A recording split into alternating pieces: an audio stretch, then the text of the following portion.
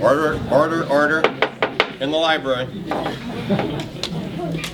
All right, now we're going to introduce the four sheriff candidates. To my right is Mr. Schaffner, Sheriff Castloo. This is Quitman Police Chief Kelly Cole and Callie Lawrence. Okay, we'll have each candidate take 3 minutes to introduce themselves, and then we'll start doing questions. Schaffner, you want to go first?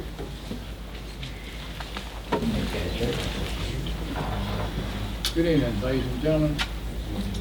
Do you actually know what the sheriff is tasked with? You have to be louder. We don't have one. Do you actually know what the sheriff is tasked with? Have you thought about it? I take the oath of the sheriff's office extremely serious. He's a defender of the Constitution in its entirety, plus the Bill of Rights. He defends your life, liberty, and pursuit of happiness. And he is your first line of defense. Ladies and gentlemen, I've worked for agencies, small and large. I haven't always stayed in one place, but it's given me knowledge, experience, and versatility. I've learned what works, and I've learned what doesn't work. And I bring that with me to the future of Wood County. Do you want to just change the name on the door, or do you want to change what's behind the door? I'll change what's behind the door. Here's the thing. If you truly seek change, truly want and seek change, I stand before you, because I will bring change to Wood County. Bring visions, like I said, versatility. I appreciate each and every one of you being here. I look forward to your questions. So you get to know me better and be your choice candidate for sure. Thank you.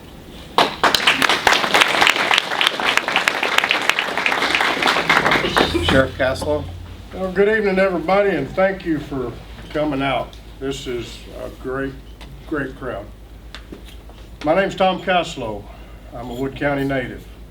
I've been a Wood County native. I was born actually over in Camp County. When I was a month old, I got moved over here by my parents, so I came inadvertently, but I've been here ever since, except for the time I was in the Border Patrol. I spent 23 years where I retired as a major out of the Border Patrol. Prior to that, I married my high school sweetheart 43 years ago. When I do something, I do it for a commitment. I do it long term. I don't do anything short term for quick results. We put in some plans that here in Wood County, we've changed the face of law enforcement. We've changed the personnel in law enforcement. We've changed the attitude of Wood County. We've turned this more into a business than it has been before, and that's what I promised to do. When I came in here, we've had repetitive sheriffs once every 4 years. Everybody had a plan, nobody got around to it. Ours is in full swing, and we've made some major changes for the good. Right now, our jail is full. I just got through calling my jail captain in Wood County. Right now, the jail is full. We're capped off. We've got 20 inmates over in Upshur County, or excuse me, 20 inmates in Franklin County. We've got 8 inmates in Upshur County. Why? Because we're putting folks in jail that ought to be in jail. Why do we have that many in the jail? Because we got a log jam. We need to clear that log jam out, and we need to get some people sent down the road. I bring to you right at 30 years of experience with the United States Border Patrol and as Chief Deputy here for Wood County. Prior to my getting elected, I was 3 years for Chief Deputy under Jim Brown. I resigned to run against him, won that election. Ever since then, we have been on a trek to improve, to make your life better. And we've done with the people that I've got in office right now, which is the best set of deputies Wood County has ever seen, we're doing it.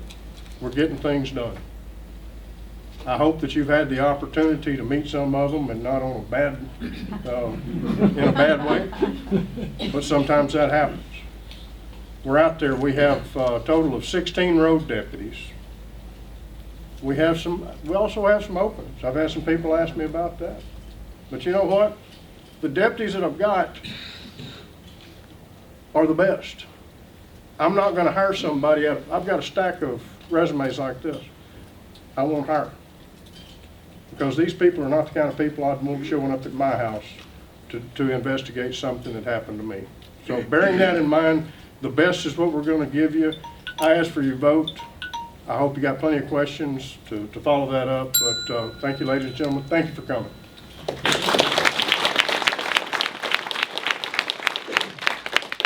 It's great to have the power of the ding.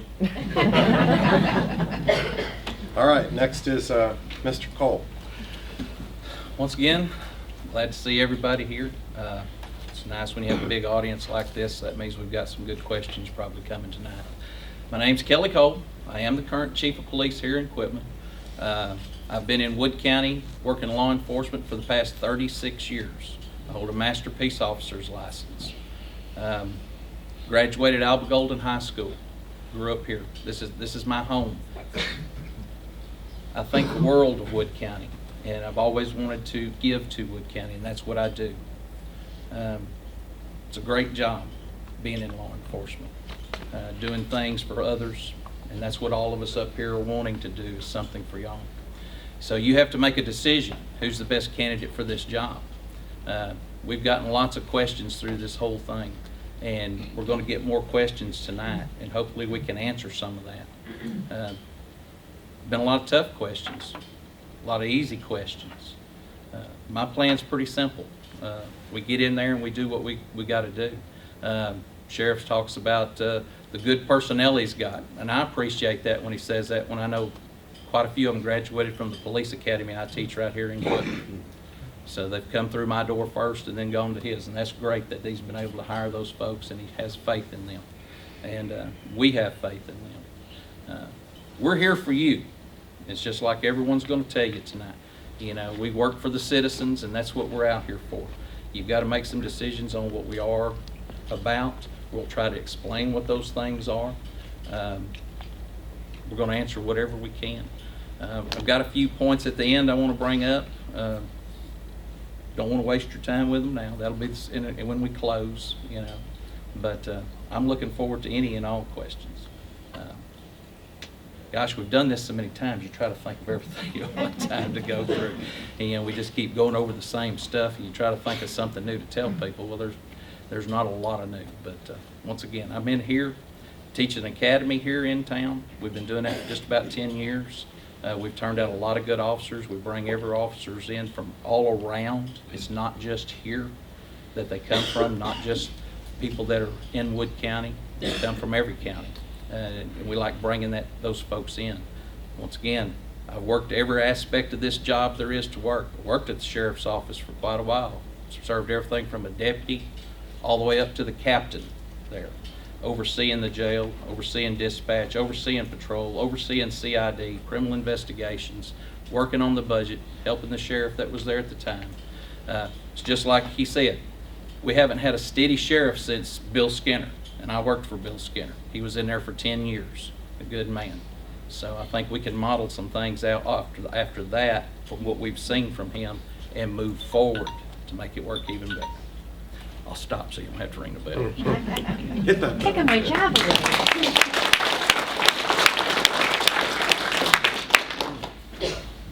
Thank you. And now, excuse me, Kelly Lawrence, excuse me. Good evening, everyone. My name is Callie Lawrence, and I was raised here in Wood County. I see some familiar faces. For those of you who know my parents, they're Leah and Wally Carroll. I am also the niece of Jerry Edwards Sr. I graduated from Quitman High School, and my dad was a police officer for many years, and that is what I wanted to do. My dad said, no, I will not support this. You have to go to college first. Okay. I did. So that's what I did. I went and got my associate degree of science from Paris Junior College. From there, I went to Southeastern Oklahoma State University because they had a 2+2 program with them, so I didn't have to pay out-of-state tuition. And I wanted a small break, so I went to Oklahoma. I had a full ride scholarship for speech and debate, where I got to do a lot of federal policy, do a lot of planning. And as soon as I graduated from there, I moved right back to Wood County. And I got a job as an investigator with the Department of Family Protective Services. I worked out of Wood County, Franklin County, and Titus County. There it is. I loved the job. While I was there, me and my husband were unfortunately told we would never be able to have children, so we adopted a little boy out of Grayson County in Sherman.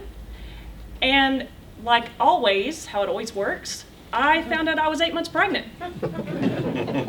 So that is when I left the Department of Family Protective Services, because I had 2 infants and I wanted to give them the time that they deserved. And now they're starting school and I'm back. So I've had, while they've been in daycare, I have been teaching state and federal law. I taught at Winsboro first, and now I'm over at Henderson, Texas. I'm also the speech and debate coach over there. And I am also currently the UIL director over there as well. So like a job of the sheriff, you handle a lot of budgets. What do I currently do right now? I handle the budgets for the traveling, for the training, for equipment. And I'm really looking forward to taking your questions today. And I think it's going to be a good night. Thank you.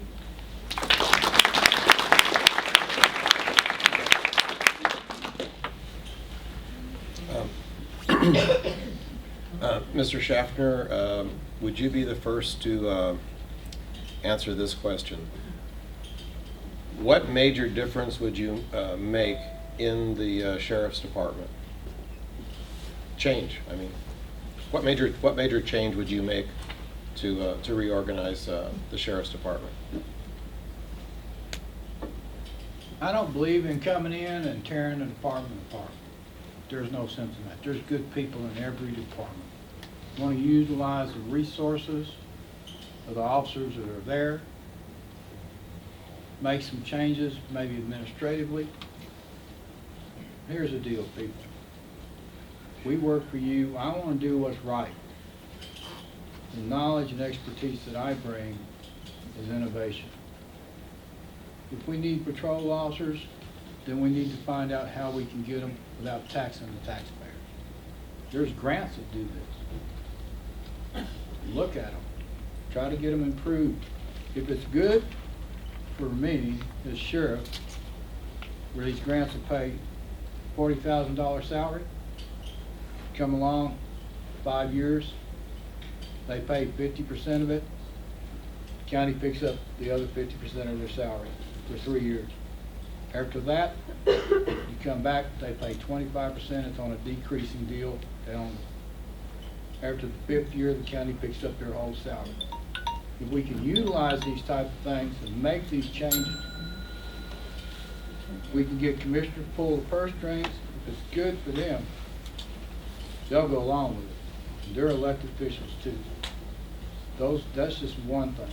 We need to bring better accountability to the public. We need to have the public more informed about what we're doing.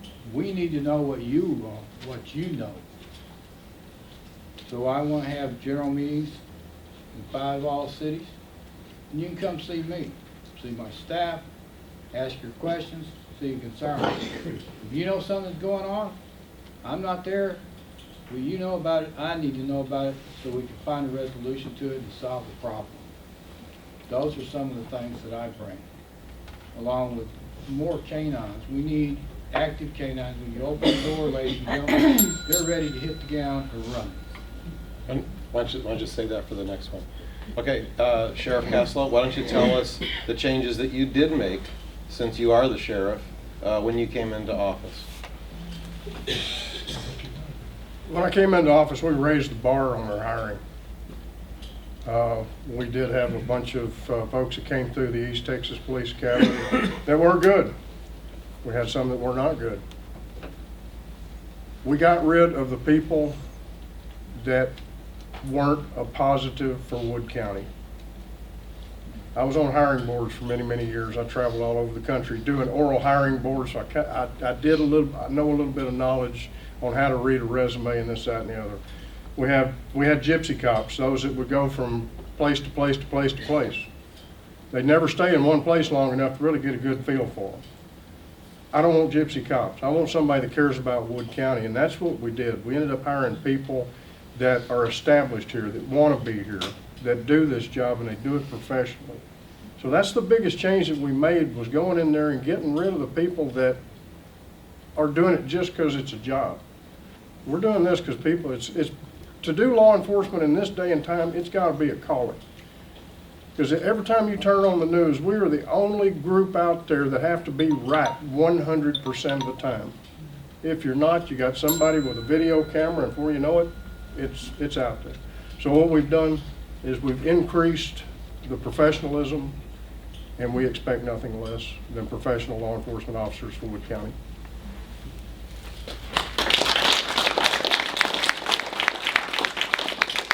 And Mr. Cole, since you run the Quitman Police Force, why don't you tell us about the changes that you made there to make a... Well, is that the question, or is it the same question? It's the same question, because you have that organization. Well, I just want to make sure I understand the question, because what would we do if we went into the sheriff's office to make changes? Okay, Was that- exactly. Yeah, was exactly. that- Yeah, I'm sorry, you're right. Okay. I was trying to make it better. Well, I appreciate that. I do. That's a fairly simple question. That's based on the information that I've been receiving out here from the citizens. They talk about they don't have anybody out there late at night. Well, we're going to restructure to put officers out there later at night to work with what we've got, making sure everything's covered. I keep hearing these complaints of all we ever talk to is an officer on a telephone. Well, you need to talk to that officer face to face. You need to start seeing who your deputies are and knowing who those deputies are. And I understand if there's emergency situations you may not get to. Some things that come in probably can be handled on a telephone, but the majority is getting out there and talking to the public, getting out there and talking to y'all, the citizens, to make sure we know exactly what's going on. That's the best way to work with anybody out there. It truly is. I see my time's running low here, so. But that's one of the things that we're looking at doing. There's many other things I'm sure that we need to work on and try to develop a better cohesion between departments as well. So, thank you.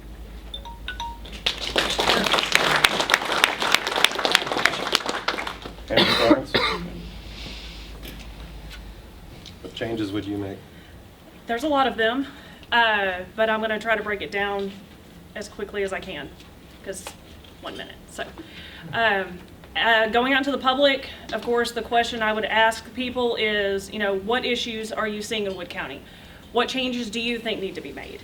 And one of the biggest ones were the drugs in our school system and how easy they are for our kids to be able to obtain them. So I worked up a plan on how to minimize the drugs that are going to be in our school districts. I have also taught high school, and I do know how easy it is for our juveniles to get a hold of these drugs. I have, in this binder, I have countless grants, everything from equipment for our deputies to obtaining more canine units without spending taxpayer dollars. And so I just want to bring more of a community mindset to our sheriff's office. I want there to be an open door policy. I want you to be able to call me if you need something. Even if I can't give you an answer right away, I can, if I don't know the answer, it's not above me to find out what the answer is or ask somebody else what they would do in that situation.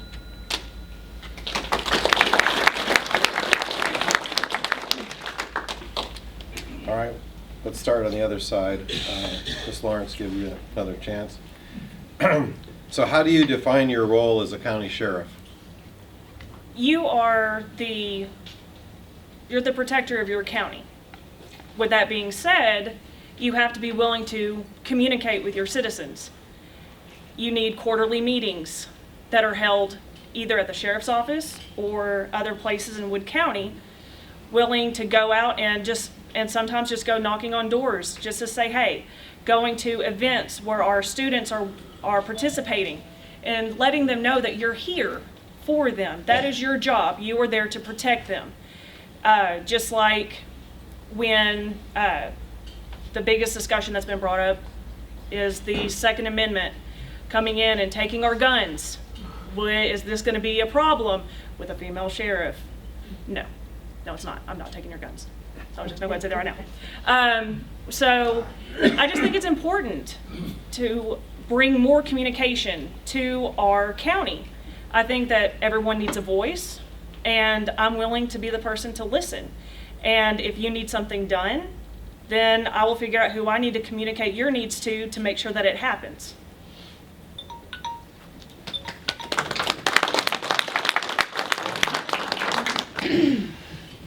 The role of the sheriff, once again, that's another one of those simple things.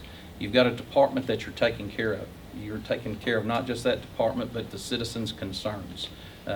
Just like what all of us has kind of said so far. I mean, we're here for you, all right? Well, this is working with the budget, if you're over there, and trying to keep everything within that budget that the commissioners give you. It's making sure you have good personnel there to make sure they're out there taking care of the citizens that need to be taken care of. It's dealing with citizens' complaints that come in about the department and dealing with them equally and fairly with everyone, no matter what that is. Working towards a common goal to make everyone feel more cohesion here till we know exactly what's going on, especially with anything that's happening up there, overseeing everything that's there. You've got to be able to know what each of these things is that has to be worked on, because when an officer comes to you or a citizen comes to you, you're going to have the answer for that, and you're going to have some background knowing how you've dealt with it before. So once again, one of those simpler things. There's a lot of aspects of that job. Tom knows that, you know. It takes a lot of work. It does.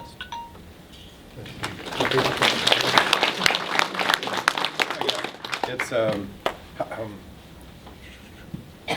what did I say? It's the role. Yeah, I was looking at all these different questions. I was trying to go to the next question. Yeah. Don't start. I didn't. It's how do you define your role as county sheriff? Your role as county sheriff. The keeper of the peace. That's what county sheriffs do. We are the person that is kind of an overseer, where we disseminate information and we broker peace between warring factions, I guess you would say. Every time, there's always a complainant, and there's always, most of the time there's a complainant and the person that's the perpetrator. So what we do is we go out there and we broker some type of deal where everybody can get along. If not, there's an arrest made and we let the courts figure it out. But my job as the county sheriff is to keep people informed, and we did that. If y'all, I don't know how many of y'all remember our traveling road show where we'd go around to and have the town hall meetings. We had one Holly Lake, we had one down in Hawkins, had one Yanis, Mineola, Quitman. We try to have those at least once a year, but to keep everybody informed. I don't know if you remember that, but we did, and we had a good turnout. Our job is to do the county's business for law enforcement, to keep your stuff safe and to keep you safe. That's what we do.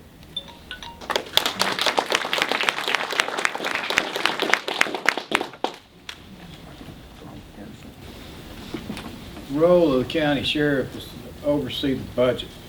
First year of a new sheriff coming in is extremely hard because he has to work on the previous sheriff's budget. But we can do that. We can stay within the restraints. Second year, you can get to make your own budget. That all boils down to how much services we can provide. If we need to get canines, we'll go to the grant system. We need other officers, we'll try to go to a grant system that way so we don't have to restructure as much. But if restructure is what it takes, then that's what we'll get. It's overseeing not only patrol, it's overseeing investigations, overseeing the jail, overseeing the inmate population and what problems you have with that. Are you housing out of county? How many you're housing out of county? What is it costing the taxpayer to house these out of county? It's extremely important to have a good DA and a good judge to move these cases through the system so we don't have to go through that. And we can lower the cost of that. That's all important to everyone here. It's important to me.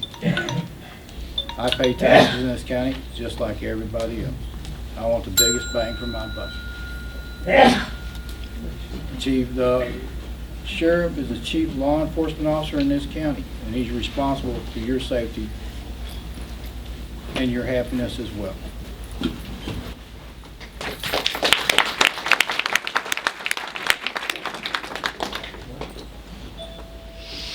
All right.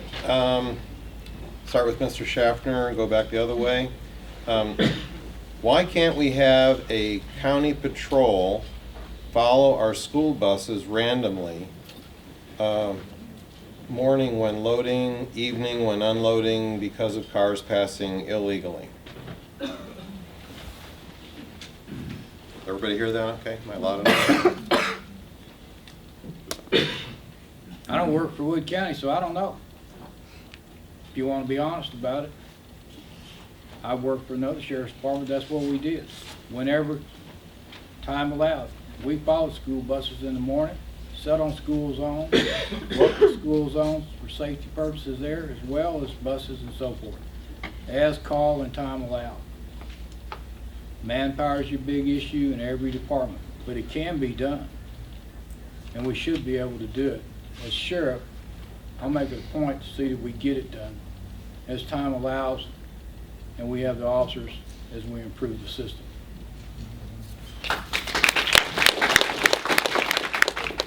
Sheer numbers. We're out there, we answered 20,000 calls last year for service. We got 16 deputies on the road. Those are scattered amongst 4 shifts, 24 hours a day. Sheer numbers of the amount of school buses going out, logistically it's impossible. Do we follow them when we see them and see if we can catch somebody? Sure. But typically we're on our way to another call. If we had enough deputies to go around where we could follow all the school buses out, we'd have, I don't know, how many school buses are in Mineola? 40 for one municipality? 12. Pardon me? 12. 12, okay. Let's say 40 then for the whole county. Would that be pretty good? Well, you're good on that one, so I just thought you would. Anyway, so say there's 40 of them out there. We're going to have 4 deputies on duty at one time, okay? It's hard to do, folks. Do I want more deputies? You better want more deputies. Will we get more stuff done with more deputies? Yes. Do we get them when we ask for them? No. But we're going to keep asking. So, my time up, 2-1-0. Anyway, thank you.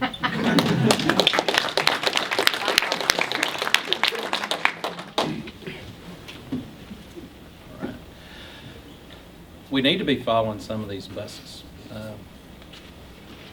That can't be our major job, but that's one of the things we need to do. And it's one of those random things to do. If we start making that a practice to where we're getting out there actually doing some of this that's out in the rural areas and assisting out there as much as we can with that, people probably won't 100% quit passing buses, but they'll start paying more attention. And that's the key thing. Make these people pay attention that are doing these kind of things. There's 16 road deputies.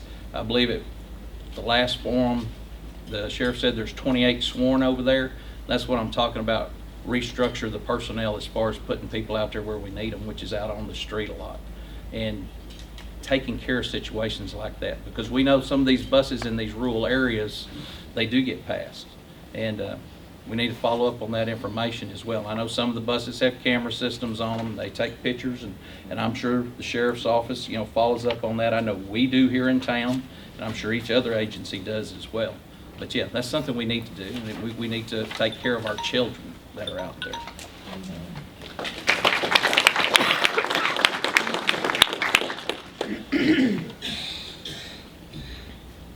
Yes, Me? ma'am. Okay. So I live in Quitman and I work in Henderson. It's a 2-hour drive every day. And this issue has most definitely come to my attention because I see it every day. And I thought to myself, I know, as Tom said, the numbers aren't there. It's not possible where we're currently at. However, whenever I say quarterly meetings for the community to come to attend, to talk to their elected officials and other law enforcement agencies, because it's not just the sheriff's office. We can communicate with the other agencies in our county and say, hey, this is where we're seeing a lot of issues. Do y'all mind sending someone out to monitor this area as well? DPS, I pass at least 10 DPS, at least, from Quitman to Mineola. And I'll go from Quitman to Mineola on my way to work, and then I'll go from Henderson and I'll go 14 and I'll go through Hawkins. I see it all the way around. And I do that on purpose because I kind of want to see where the patrol is. And so that's how I would handle that situation.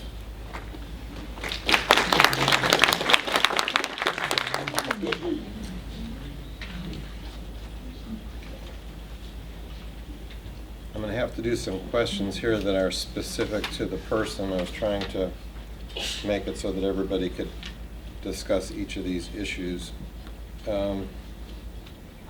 So for Mr. Schaffner, someone wants to know what sets you apart from your constituents?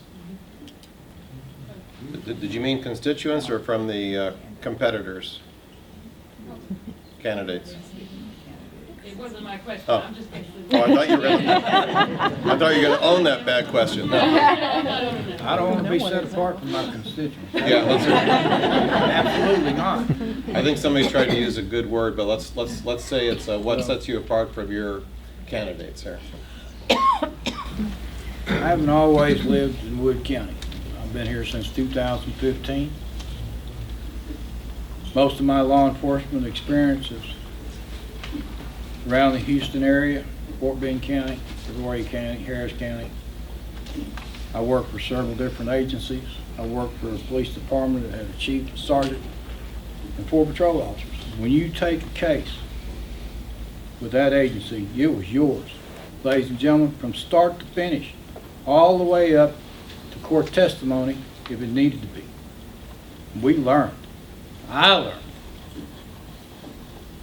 I worked for an agency that the population was almost 600,000 in the county.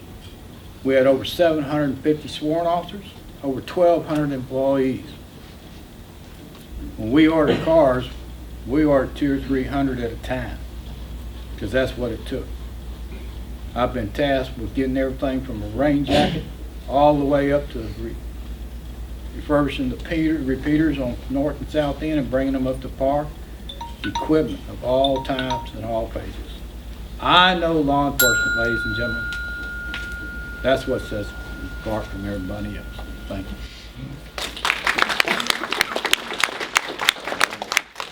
Like I said, I'm trying to do each one of them different this time for appropriate for you guys and ladies.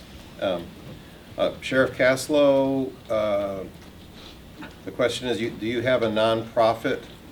And if so, where does the funding come from? Will you release the nonprofit financial statements? So someone found maybe that you have a nonprofit. Tell us about that. This got brought up, this is pretty comical. We have fallen in with a horrible group of people that organized a 501c3 organization called My Honor to support the Boy Scouts of America. I'm sorry I did that.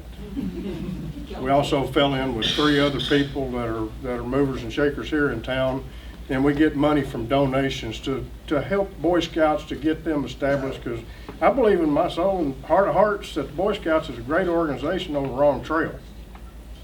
If we can get them back around to what Boy Scouts are supposed to be made for, just teaching young men how to be young men and grow up to be men with some type of soul about them, this is what we do. This is why we form this organization. It aggravates me to no end that somebody could take that and turn it around and look like I'm trying to raise money to hide. I don't need any more money. I'll never have enough, but I don't need any more, and I darn sure don't need to go surreptitiously to get it. So trust me when I tell you, the My Honor program is above board. It's a 501c3 for Boy Scouts of America. I love the Boy Scouts of America, and want to raise money for them. I did.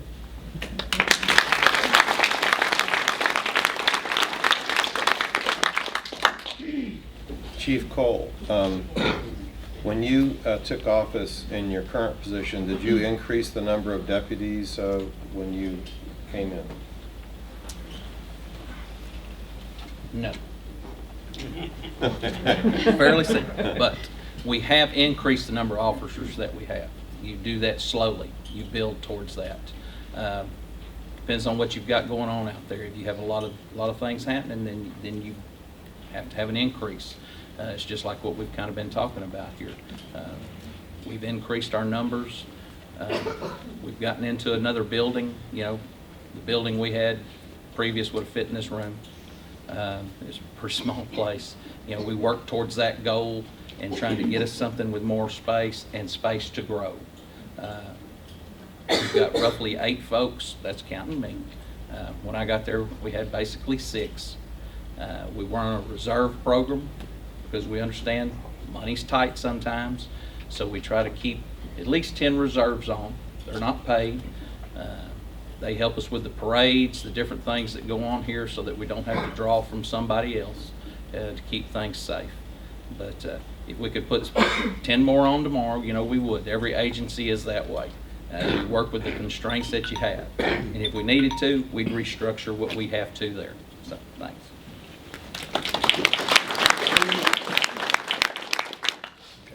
And Ms. Lawrence, I have a special one here for you. What plans do you have for programs in the schools to combat drug usage and to improve relationships with students and law enforcement? Whoever asked that question, thank you. I've been doing this the last 4 years.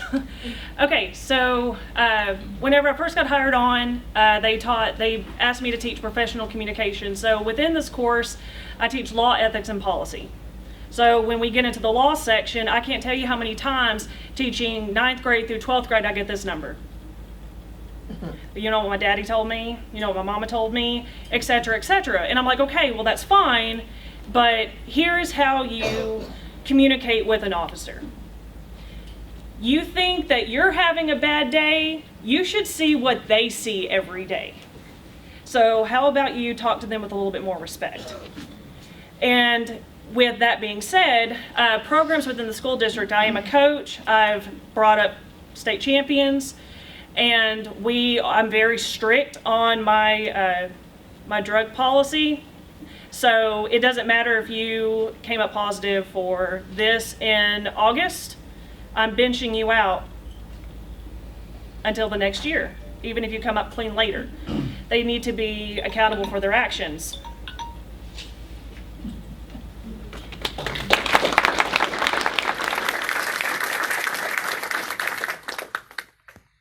This is kind of a question about jurisdiction. It says, if you had been sheriff in the Branch Davidian situation, how would you have handled that situation?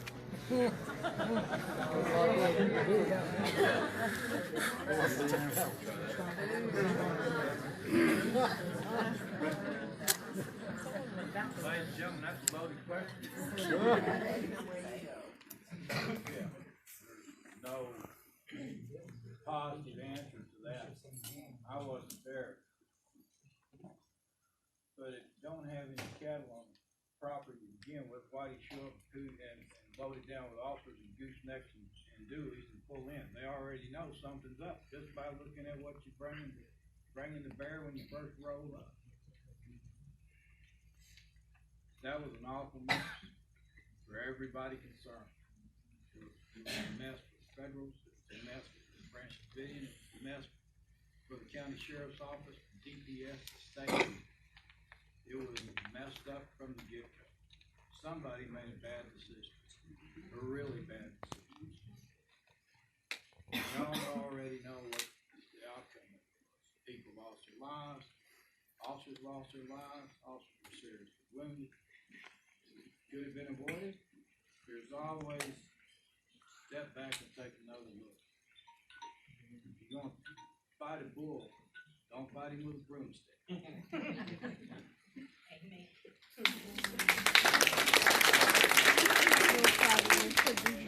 Yep. Have you been the sheriff? Y'all do know I was kidding about the 501c3 and skimming everybody, right? I was joking.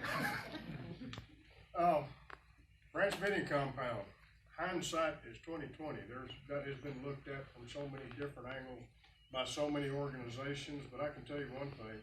They had an arrest warrant for the guy. They knew what he did, where he went just about every day. They knew he went to the store on certain days. Personally, I think I probably would have waited for him to leave the compound without all of the fanfare and all the people around and captured David Koresh when he was in town, rather than try to do a raid on his compound where they know they're armed to the teeth. They wanted David Koresh. That's who the arrest warrant was for. So back up, think about it for a second. Get this guy off on your territory. Don't go to his territory. That's common sense. You gotta be smarter than what you're trying to do. If you got the arrest warrant, wait on him to come out. Don't sacrifice all these people to go in unless there's imminent threat of numerous casualties or somebody's life, or life is in danger, and there was not. So I think it's a bad move on the government's part. They should have backed up, looked at it a little longer, made some different choices.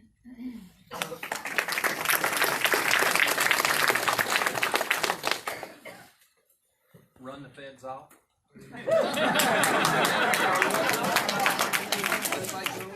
They created a situation there that got a lot of people killed.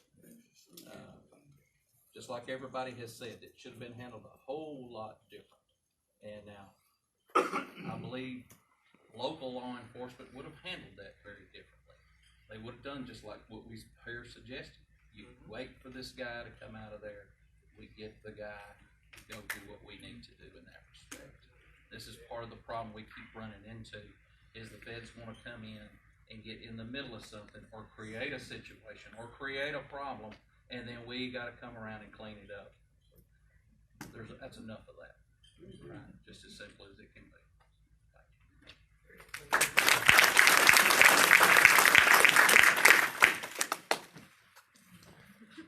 Don't really know what to add to that, other than I agree with that. It's hard when you're put in a situation like that to say, well, this is what I would have done if you weren't there. But I think we all know the situation. And I think it is clear to see that if the local law enforcement agency would have been able to handle the situation, it would not have ended the way it did. I completely agree with that. There was no reason for them to be involved in the first place. I mean, we are looking at the safety of adults and children, and we're just going to get impatient? That doesn't make sense to me. Because, I mean, if one of my children is put in a situation where someone's just ready to go home and go to dinner, I'd rather you just switch your shift out and be patient and negotiate. Because there was no reason for what happened there to have happened at all. And that's almost my time.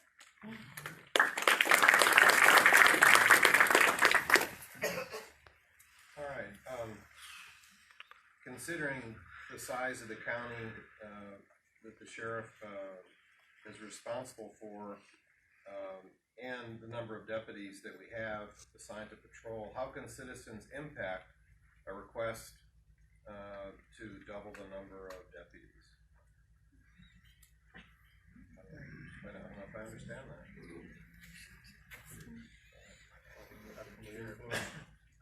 How can we get more functions? Yeah, how can citizens impact a request to double the number of deputies? Can you do that one? I can. Good, I'm glad I'm not answering. I can. Okay. So, again, I sound like a broken record. It's important to have quarterly meetings that are open to the public, because I, as sheriff, could not just walk up to a commissioner by myself and say, this is what we need. He needs to hear it, or she needs to hear it from everyone else. Can I apply for grants to get more money, to get more deputies in here? Absolutely. Is it a guarantee it's going to be approved? No, it's not. Would I apply for it again and again and again? Well, yes, absolutely. I just want to let it be known that I'm not just standing up here saying, I'm going to apply for this grant, I'm going to apply for this grant, and this is what I want to do with funding. I actually brought my plan here. So if anybody wants to see the grants that I'm looking at, see the equipment that I'm looking for, it's right here. So even if we were given the opportunity to double up on the staff, you have to double up on the equipment. You have to double up on the units. Everything else is going to double. So with that being said, your tax dollars are coming into play here. So we need somebody in position to be able to write these grants to get this equipment if we're going to double up our staff.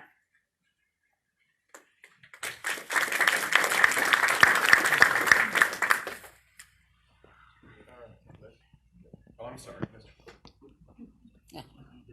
I started over.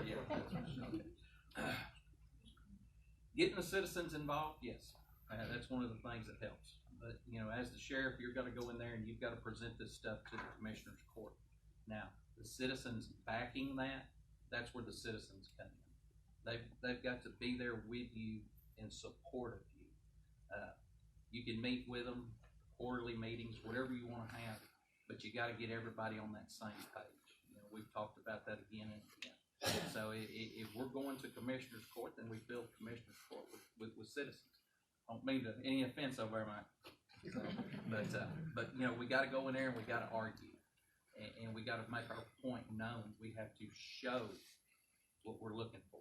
And if the citizens can get behind that, then that's all that much greater, because you take them in there with you and you argue this.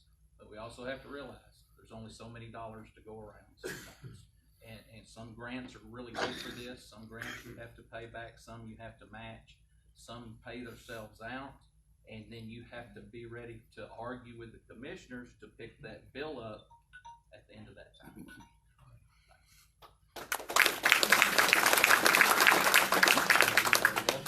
Yeah, no, I got it. Okay. Commissioner's Court and the commissioners for the county. We have a commissioner for each one of the precincts, and we have a county judge. Commissioner's Court, y'all are gonna give me the evil eye over there for that, but tomorrow morning at 10 o'clock in the county courtroom, and every other Tuesday at 10 a.m. is Commissioner's Court meeting.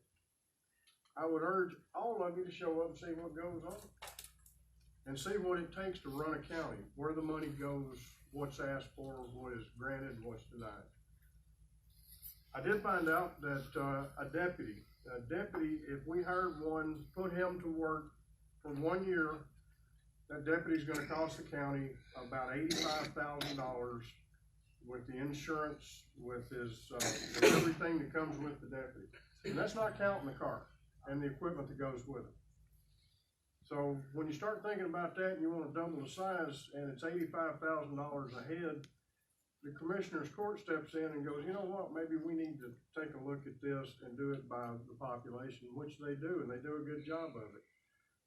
Wood County's growing. We're gonna have more. We ask for more. But we've gotta present that to the county commissioners. They've gotta chew it around, figure out exactly how it's gonna work, where the money's gonna come from. The grants and everything, they're gonna turn into full-time employees.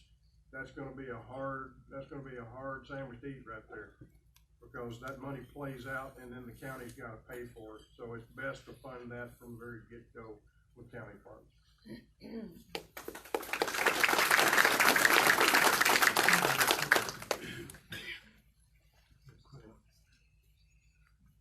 Budgets are an extremely difficult thing. Everybody wants more. Commissioners full ladies and gentlemen. You can go in there and you can demand everything in the world, but you're gonna catch more if you go in there, present documentation, showing us what it's costing, time and effort, where your call load is. Bring it to them in black and white, bring it to them in a graph, put it down before them, let them see it. Stop presenting the right presentation, making sure they're not gonna give me everything I want, because if they do, they're gonna raise your taxes. You don't want your taxes raised. But it's about compromise. Explain to them what's going on, because they don't always know. And that's what you're gonna gain. It may be just one officer this year, may not get another one next year. Maybe we'll get two the year after. But I've done it before, and it's documentation, the right type of documentation to go to the commissioner's court, and show them what you're faced with, and show them what you're hearing in town, and do it the right way, and see if you can get them on board to go along with that. Compromise, ladies and gentlemen.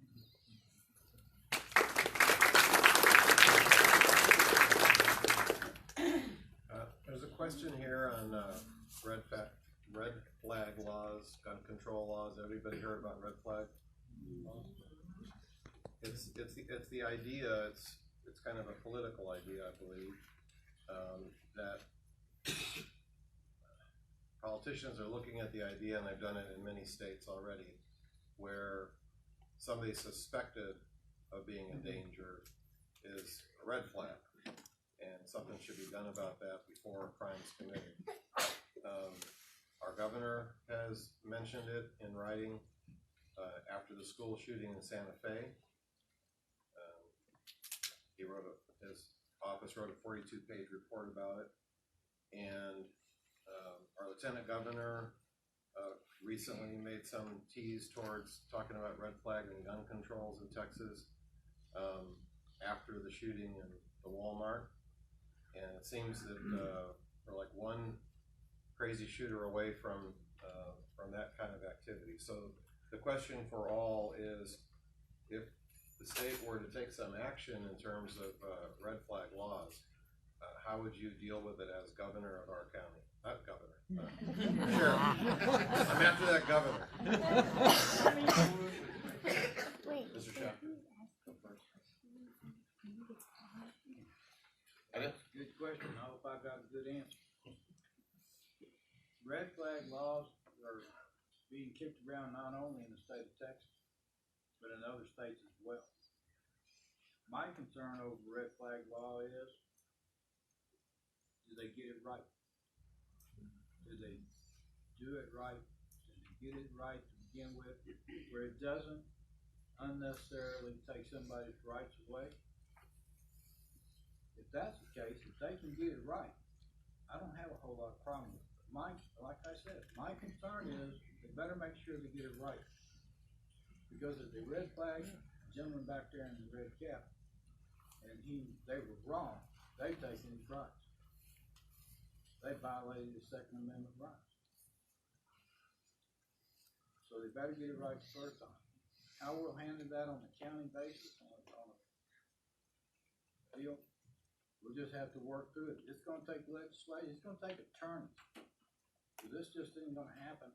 There's gonna be lawsuits filed over it, there's gonna be injunctions filed over it, and it'll probably go all the way to the Supreme Court. But that's pretty much where I believe it's headed.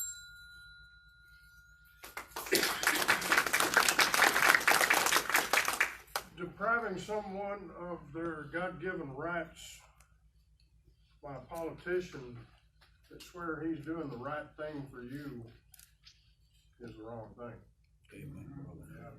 I brought the Second Amendment sanctuary policy, or our resolution. I got that and brought that to the county commissioners, where we discussed it and passed it. We're the 12th county in the state of Texas to have a Second Amendment sanctuary policy in place. And I brought it here. We see what happens. We've been watching around today. There was somebody killed. There was a citizen killed by a law enforcement officer that was going over to enforce red flag laws that he had been turned in. They went over there to take his guns away. The officers were met at the door by a man with a gun. They told him why he was there. He laid his guns down. The officer made entry. He grabbed the gun. They killed him. Red flag laws. No due process. It's not going to happen in Wood County. And if I can help it, I'm a member of the Texas State Sheriff's Association Legislative Committee. And it's not going to happen in the state of Texas as long as 254 sheriffs in the state of Texas all agree with me.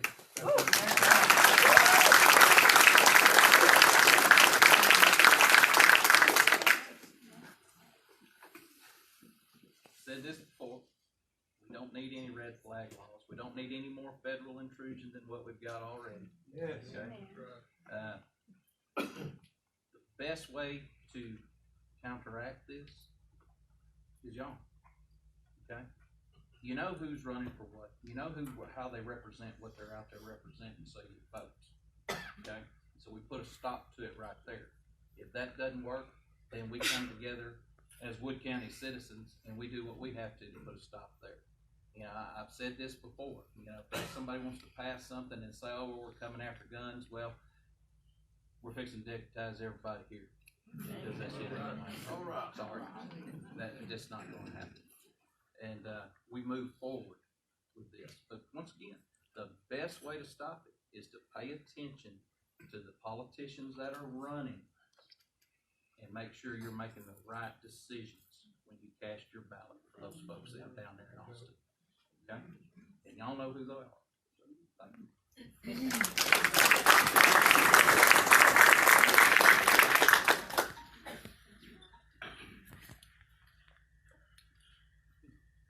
I've never read red flag in our Constitution. So, no. And we've made drugs illegal and we've seen how that's turned out. And that is my view on red flag laws. If you want to go back into history and look at these mass shootings, why did it happen? Where did they obtain that gun? So, red flag really has nothing to do with it. Just like Sandy Hook. Do you think that, I'm going to say kid, even though he wasn't really a kid, but he was still younger, went and purchased those weapons on his own? No, his mom did. So no, I do not think any sheriff in the state of Texas should even consider coming into their county and go, well, federal government says we must do it, so this we shall. No, I do not agree with that at all.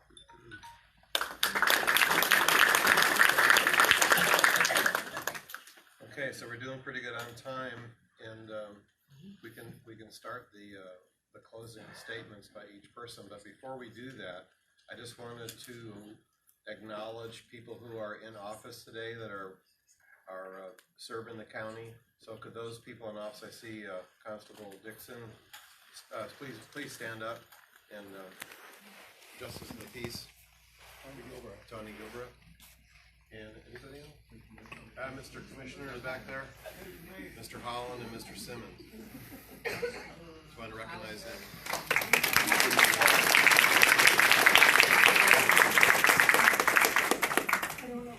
I think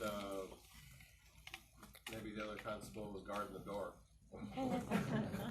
Oh, and I just wanted to read a little something for another candidate, since I gave Mr. Hill a chance and so forth, that couldn't be here. A fellow by the name of Dwayne Stovall is running for the U.S. Senate, challenging the incumbent John Cornyn, and he has a little statement here I just wanted to read before we finish up. We all know the federal government's too large, too powerful, and out of control. The one and only solution to our problems is to divest unconstitutional powers away from that Leviathan and return them to the citizens of the states where they belong. In 2016, Texans overwhelmingly chose Donald Trump by almost 1 million votes, and they did that because of two campaign promises. He would build a wall to secure the border, and he would drain the swamp. Conservative Texans know that John Cornyn is a senior, longtime establishment member of that swamp. For nearly two decades now, John Cornyn has proven that he will never fight for our conservative principles. Whether he is sitting down with Dianne Feinstein to negotiate smart infringements on our right to bear arms, or working with Beto to undermine the wall, John Cornyn has made it perfectly clear to all of us that there is no conservative principle that he isn't willing to compromise. He's not a fighter. He is the swamp, and we Texans deserve better. It's time for Texans to come together to do our part to drain the swamp and to replace John Cornyn with someone who won't compromise on our conservative Texas principles. I'm willing to be that someone, and I humbly ask for your vote in this primary. Thank you, Dwayne Stovall, every Texan, and your Republican candidate for the United States Senate. So we have a competitive race in the U.S. State Senate, U.S. Senate, statewide, I was going to say. All right, so let's have closing remarks. Ladies first. How much time? Ms. Lawrence, 3 minutes, please.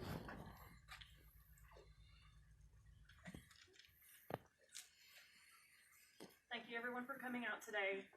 I just want to leave with a few main points here.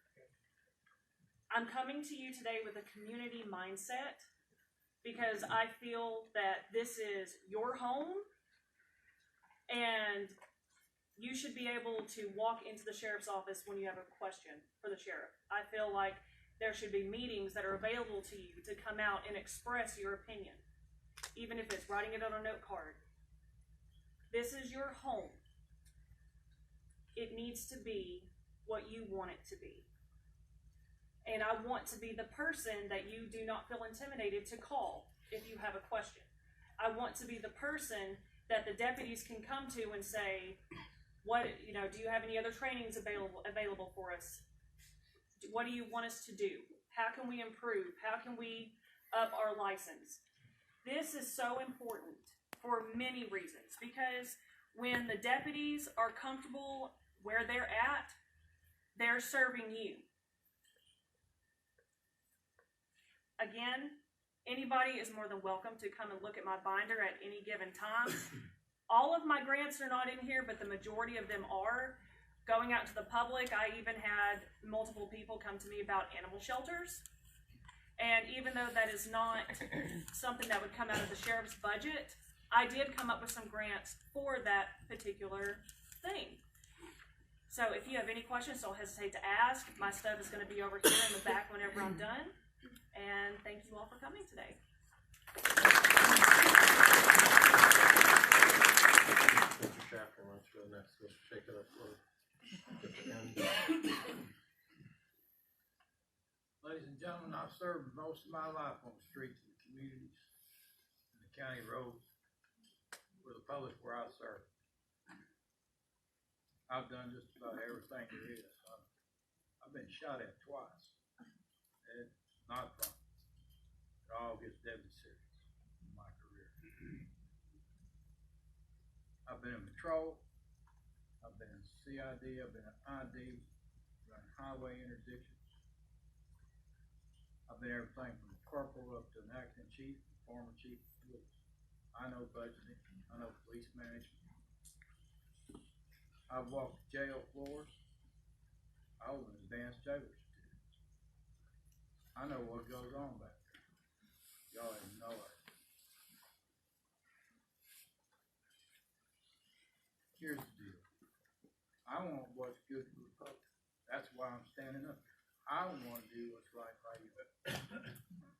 I answer to y'all. Sure, I don't answer to the governor. I don't answer to the commissioners. I don't answer to the judges or anybody else. I answer to the constituency that put me in office, and that means every citizen in Wood County. We need to know what you need to know. I agree. I want to hold 5 town hall meetings in major counties starting March 1st if I'm elected sheriff. Every month except December, it's Christmas, kids are out of school. Bring your kids. They need to show something besides when we just roll up and throw the cuffs on somebody. They need to know who we are. They already know what we are.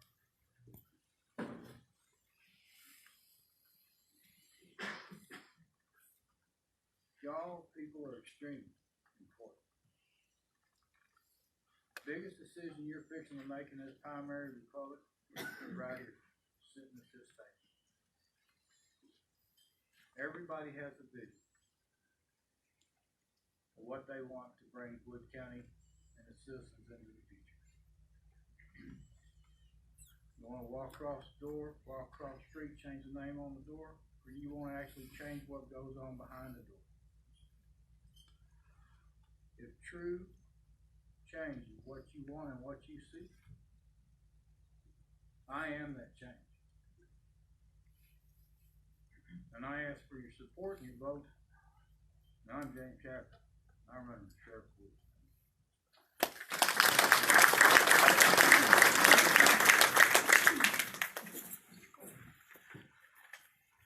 I owe everybody an apology. I think I said a bad word a while ago when we were talking about red flag stuff. My blood gets to boiling a little bit when we start talking about people taking away our rights.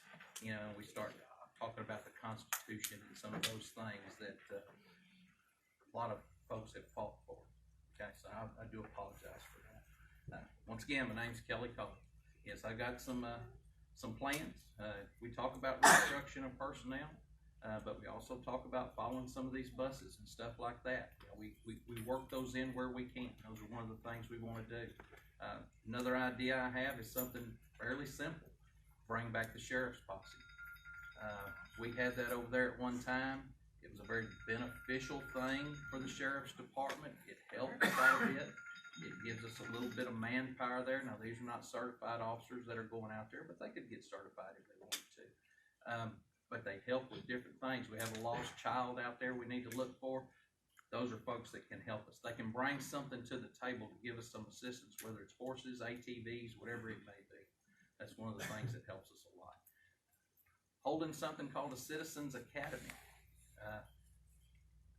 So you understand what some of the laws actually are. You know, being able to come to that, you know, holding it 2 or 3 different times during the year. We're not talking about the whole 775 like every officer has to go to. But something, you know, a couple weeks, you know, 2 or 3 nights each one of those weeks, give you a little more knowledge so that when somebody's talking to you about something, maybe you'll understand exactly what that is and you'll have a really good perspective. We're all talking about things that we want to do for you. The sheriff's going to stand up and he's going to give you his report card. He's going to tell you what he's done and what's been happening. I'm telling you, we need some change. I think everyone here understands that, or we wouldn't all be here trying to figure out what was what if we were 100% sure on it. So, but we can do this all working together. We've got to bring everyone together so that we know what's happening out here. It's the same thing. We've talked K9s, not necessarily tonight very much, but that's been talked about at other instances. We've talked about drugs and narcotics. Yes, every officer there needs to be working drugs and narcotics. Okay. We need to share that information with these other departments so that everyone sees what's happening. What we want to do, push it completely out of our county. We don't want it here. So let's work towards getting rid of that. It's another thing, working with the public, working with the citizens, making them aware of everything that's going on when it comes to those things helps you.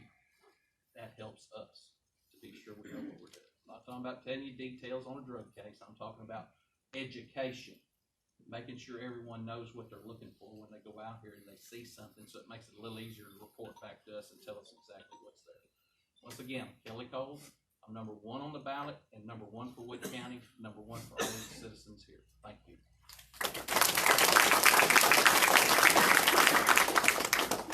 Right, Chief Cole's exactly right. Everybody, these 3 folks get to tell you what their plans are. I got to show you my hand. I have, in the great game of Texas Hold'em, I just pushed all in.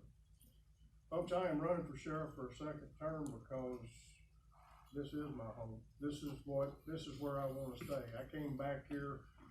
I love Wood County. I'm paying back for all the times that people have given me a helping hand and the right bit of advice when I was growing up. This formed my personality and who I am. So thank you, Wood County. Thank y'all all for coming out tonight. I know you're probably getting saddle sore by sitting here, so I'll try to be as brief as possible. Wood County Sheriff's Office has 3 different aspects. We have the jail, we have dispatch, we have patrol, CID. I manage a $6 million budget that's pretty much equally split between the jail and patrol. That's a large budget. We manage that thing and do it extremely well. I have the best chief deputy probably in the state of Texas working for me. In our dispatch, to give you an idea, in 2017, my first year in office, they handled 16,520 calls for service. In 2019, we got 20,000 calls. That's not to mention the 20,478 calls on 911 that these people answer. We have all kinds of stuff to where it's not just something that you can say, this is what I'm going to do.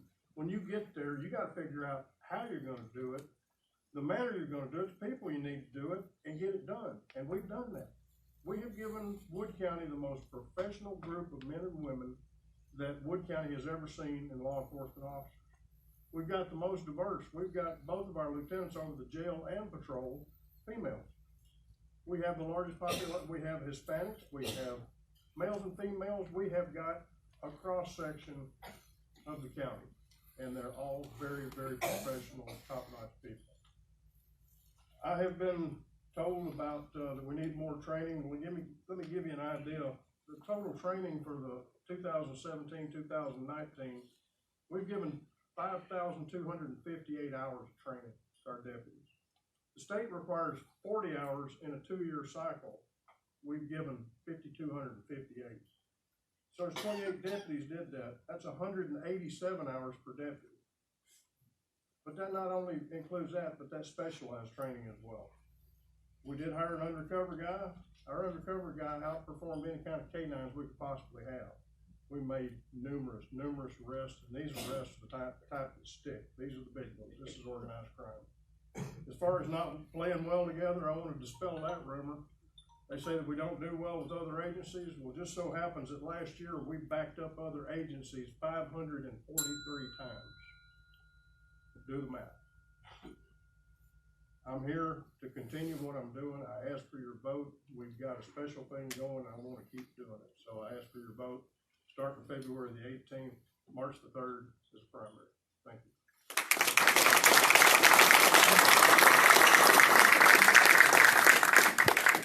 On behalf of Lake Country Republican Club that meets at the Red Dome on the fourth Monday. Thank you. On the fourth Monday every month. Facebook. 6 o'clock. Yep. And we did record this, so if you want to see it, I guess it'll be up on the Facebook page. There now, yeah. For Lake Country Republican Club. And I want to remind you that we invited the candidates to bring their material, so you're welcome to pick up some of the signs and so forth that they have available. And we do have those, we still have a few t-shirts and hats left. So, thank you everybody for coming.